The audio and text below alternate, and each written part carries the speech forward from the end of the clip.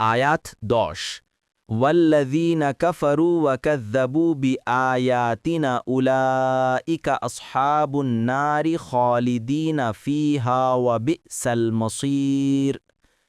অনুবাদ: কিন্তু যারা কুফরি করে এবং আমাদের আয়াত নিদর্শনসমূহে মিথ্যারোপ করে তারাই আগুনের অধিবাসী, সেখানে তারা স্থায়ী হবে। কত মন্দ সে ফিরে যাওয়ার স্থান। আয়াত 11 মা আসাবা মিন মুসিবাতিন ইল্লা বিইজনিল্লাহি ওয়া মান ইউমিন বিল্লাহি ইয়াহদি কলবাহু ওয়াল্লাহু বিকুল্লি শাইইন আলীম। অনুবাদ: আল্লাহর অনুমতি ছাড়া কোনো বিপদই আপতিত হয় না এবং কেউ আল্লাহর উপর ঈমান রাখলে তিনি তার অন্তরকে সুপথে পরিচালিত করেন। আর আল্লাহ সবকিছু সম্পর্কে সম্যক অবগত।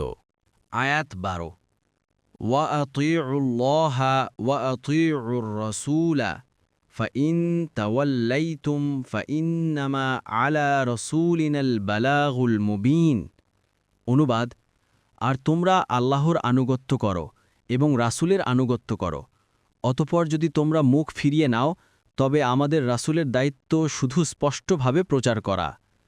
আয়াত 13 আল্লাহু লা ইলাহা ইল্লা হুয়া ওয়া আলাল্লাহি ফালইয়াতাওয়াক্কালিল মুমিনুন। অনুবাদ: আল্লাহ, তিনি ছাড়া কোনো সত্য ইলাহ নেই, আর আল্লাহর উপরই মুমিনগণ যেন তাওয়াক্কুল করে।